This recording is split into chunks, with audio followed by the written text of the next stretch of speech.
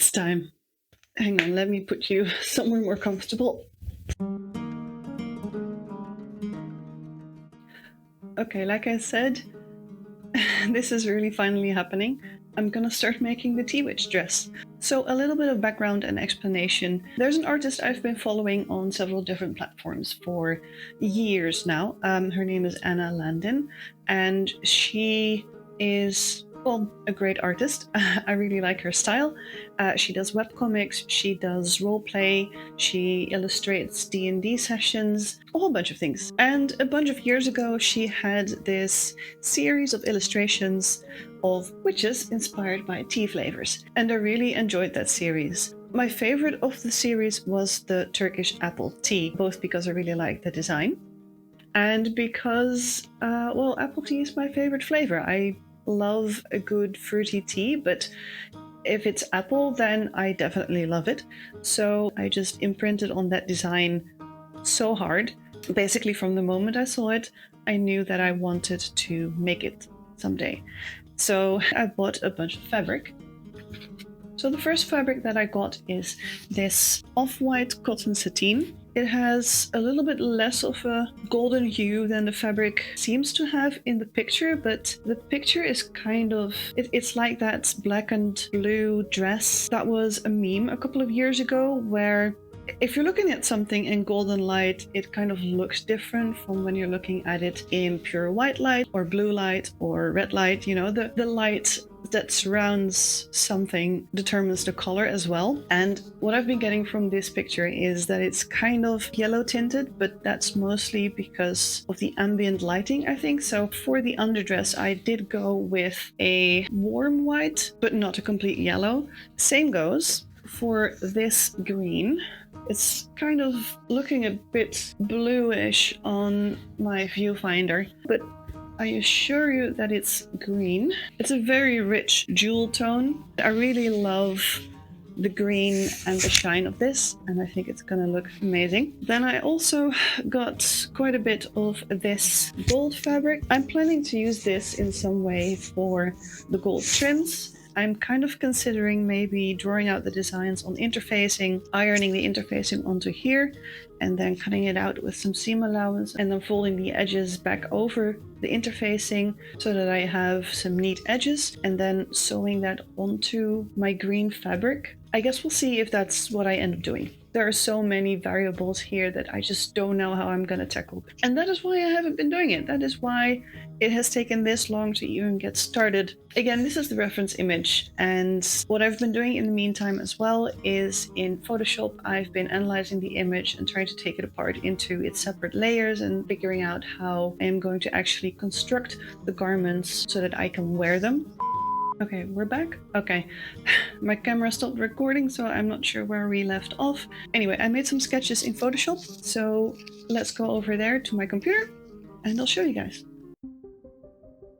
Alright, so I've got Anna's art open on my screen. Anna, I apologize in advance for the bad tracing that I did, but I had to do it in order to take apart the outfit into its wearable components. I came up with a couple different ways to make the outfit, and there's two versions that I want to show you, but I pretty much already know which version I'm making. So this is version number 1, and what I did is I put all the different aspects of the outfit in separate layers. So this is the underdress, and as you can see in red, I put some elements that I'm going to need to construct this gown. Now, I think I can get away with making a bodice that I already have and know that fits me, which uses darts at the bust and at the waist to shape it a little bit. The sleeves, I'm going to need a bishop sleeve pattern and figure out something for those cuffs. I don't want to have just long sleeves and then put the cuffs over top that. I think the sleeves and the cuffs will be attached in some way. Then for the skirt, I'm planning to use a skirt pattern that I have from Simplicity, which gives a nice full skirt without being like way too much fabric, but still a nice full skirt the way that I like it. And it will have the seam in the front and then also seams in the sides and in the back. And in the side seams, I'll be able to put pockets because your girl needs pockets. Then for the overgown, this is my first idea of how to break that apart. Judging from the way you can see the underdress through it, I kind of figured that it's a bolero type jacket with bell sleeves and then a separate skirt that opens in the center front. Now in this version you'll see that the flaps are not part of the skirt, they are part of the belt, which honestly I don't think is going to work, because then the belt looks like it closes in the back. But then how does the back of the flap part look? Do these bits go up in the back as well, so that you can have a closure in the center there? Or do they go down, and do you do a zipper? So this was kind of breaking my brain a little bit, and then I figured maybe I shouldn't make it this complicated, and I went for my other design, which is what I'm going to be making. And in this version, I took the belt as its own separate thing, and I put those flappy over bits on the skirt itself. And then that way, this shape can just go down a little bit in the back as well, so it makes a nice curve, and the skirt can close in the front, and then I'll put the belt over top. Now the belt seems to be made of the green fabric and then some kind of gold discs over top. I do have an idea on how to do this. I found some necklaces in a thrift store that are made up out of different sized golden discs, which I think I can attach to this and make it into the belt. Now, I didn't bother copying all of the designs of the skirt panels. Let me go back to Anna's art. What I'm planning to do is probably keep these long, thin gold strips in the front, but not repeat them in the back panels, because you don't really see the back. I am planning to repeat all of these teardrop shapes all along the hem. It depends a little bit also on how well my gold fabric will react to making this out of it. I'm still not convinced that the method I described earlier is totally gonna work, but I'm just going to have to try it. Same for the designs on the bodice and the sleeves. So I'll start with making a mock-up for this one, and then we'll move on to the overdress in its two separate parts, and I'll save the belt for last.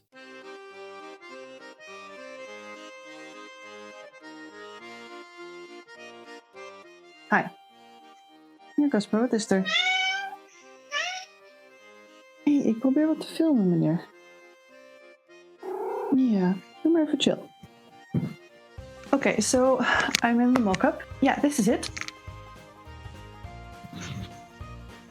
So this is a pretty good base to start off from. I am wearing a corset underneath and also a petticoat. Those are things that I'm planning to wear underneath the tea witch costume anyway. The petticoat is so that the skirt doesn't really stick to my legs too much, and the corset is to have a little bit of smoothing in the silhouette and for a bit of bust support without having to wear a bra, because I really hate wearing bras under costumes, so I figured I'd try this. It doesn't give me a very pronounced boob shape, which the picture has. I mean, the lady is quite well endowed, which I am not. But that's fine. So let me talk you through what I did here. I based the top part of the dress off of a bodice block that I have, which basically I make all of my dresses out of. This was taken from a dress pattern in a magazine. For the skirt pieces, I used the long skirt pattern from this Simplicity pattern. I've made this before as well. So I just took the long skirt pattern from that and cut out 4 panels. So 2 in front, 2 in the back. Okay, so the skirt portion is fine. Like, it has a decent A-line shape. It also has a decent amount of fabric. It has a bit of a swish. So now what I need to do is figure out the top part. I did find a pattern for a bishop sleeve in another one of my magazines. However, it needs a little bit of tweaking. Hey, Casper.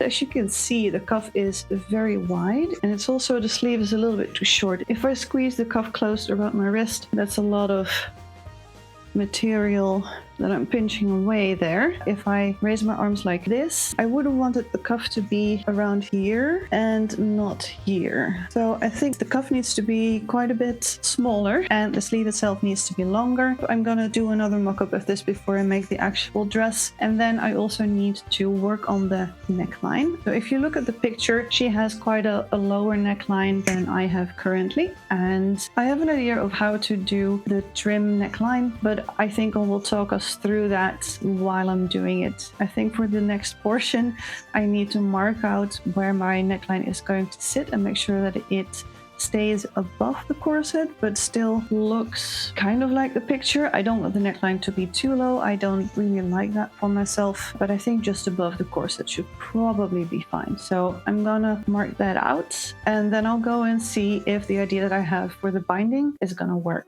So as you may have noticed, I can't really stop swishing in this dress, so I think that means that I'm on the right track. I think I will have a lot of fun twirling in this dress when it's finally done. You know, like this.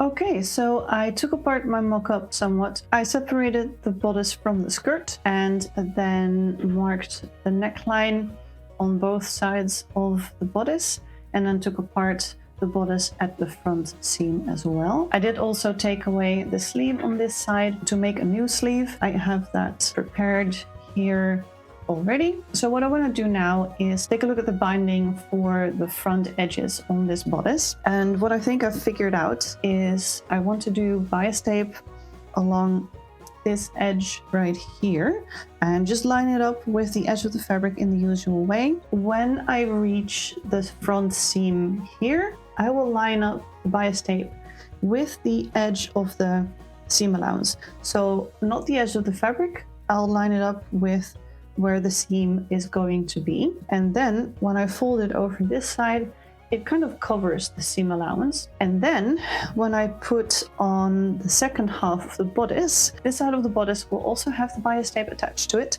And then when I put these two together, that means that the bias tape is going to be like caught in the middle there. So I'll just pin this for now really roughly. Okay, my battery died, but we're back. Right, so with the seam in the center front folded open, you can see the bias tape running along that seam. It will be repeated, of course, on this side, and I can then fold it down over on the inside to finish off the binding along this edge, and it will look something a little bit like this, and it should replicate the look of the bound edges in the illustration. One other thing that I did is I took off a bit off of the waist because I realized after I stopped filming last time that the waist was hitting me kind of low, and the whole bodice was just resting on sort of my high hip, which meant that none of this was really sitting in the exact right place, and especially the shoulders, they were just kind of hovering above where my shoulders were. So I took off a bit off of the waist here, and hopefully that should make the fit a little bit better. So I'll come back in mock-up number 2. All right, so here we are in mock-up version number 2. Again, I've got the corset on. As you can see, that little bias edge around the neckline and the center front, that worked out very well. I am super pleased with that. It even gives me just a little bit of cleavage, just like in the image. So yeah, I also changed the waistline. I brought that up a little bit, and the bodice sits a lot better. It actually sits on my shoulders now. So as for the sleeves, the left sleeve is still the old sleeve and the right sleeve is the new one. But yeah, I like the length of the puff sleeve a lot more now. It doesn't pull down as much on my elbow when I lift my arm like this, because, you know, she poses like this in the image, and I definitely wants to take pictures where I look just like that. But yeah, this version of the mock-up, I think it looks great. It fits nicely, it's still very comfortable, and I think this will be a good base to start drafting the overgown off of. I think my first step is basically make this bodice again, and then follow the shapes that the overgown bodice has in the image. As for the skirt of the overgown, I'm kind of considering just basically using the same pattern pieces for the most part. The overdress is a lot shorter than the undergown, so I'll need to take off some length, and it flares open in the front, which means that the pattern for the overdress is gonna need way less fabric in the front panels. That definitely needs a mock-up as well. So I guess it's time for the second part of my mock-up journey here, but I'm very pleased with how this looks. Can you tell that I can't stop twirling in this? Alright, here I am in the mock-up of the overdress, or at least the top part of it. So now I need to draw out the shape that the bodice has.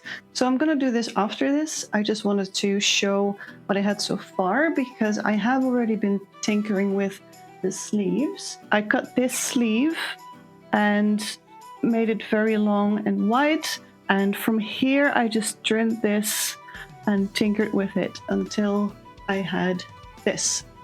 So yeah, that's the sleeves. That's pretty much okay. I think I'll go and move my camera out of the way and start drawing out the shape using the picture and a mirror and see if I can make this work. Yeah.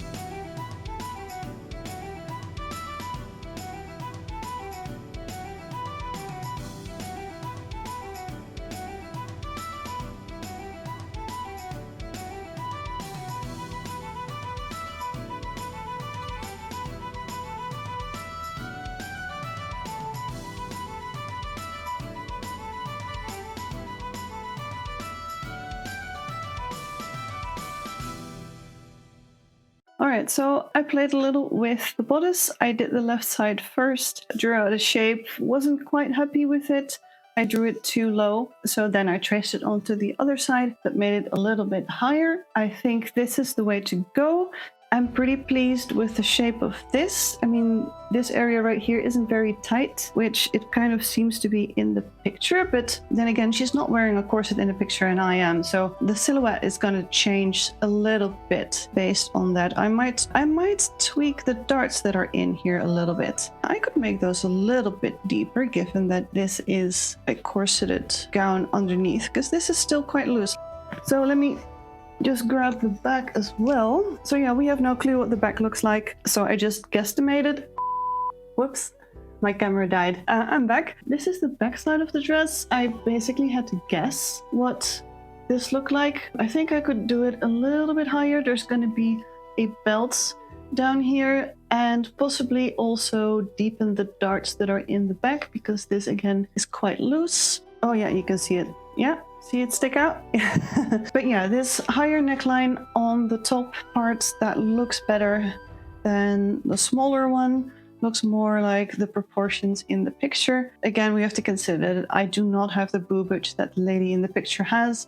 So, you know, we're working with what we have.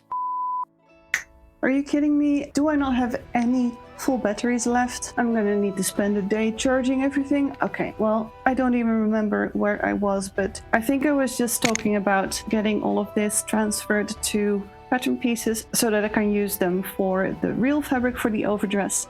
I do also still need to work out the skirt portion of this. I think that's going to be next, kind of the same way that I did the top. Just start with what I have already and then tinker with it until it looks right. And I'll see you when I'm working on that.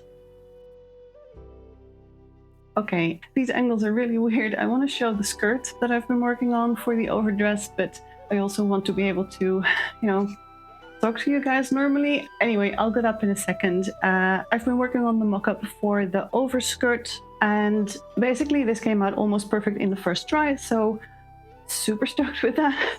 That doesn't happen always. Let me get up and show you guys. Okay, here we go. Sorry, I got distracted with the swish in the skirt. I think this is going to be another twirl dress. Not that I make anything but twirl dresses, but yeah. For the front panels, I basically took the same pattern as all of the other panels, but I took off a wedge in the front. That's it. The fabric in the pattern that would fill this triangular shape right here. I just took that off of the pattern, and that basically gives me the open shape that I need. To close the skirt right now, I've just sewed it to a blue ribbon. And basically this just closes with a hook and eye in front, and I think I'll do the same in the final dress as well. Now all this needs is the like petal shapes around the hips. I have no idea how those are gonna work, so I think I am going to just take some fabric and add it on top of here and see how that works. Okay, so I will fiddle with those petal shapes, and after that I think my mock-up stage is done. I do not have a mock-up for the belt yet, but I think I'm gonna save that one till last and just see how the full outfit in the real fabrics works together before I make that belt. Alright, back to drafting.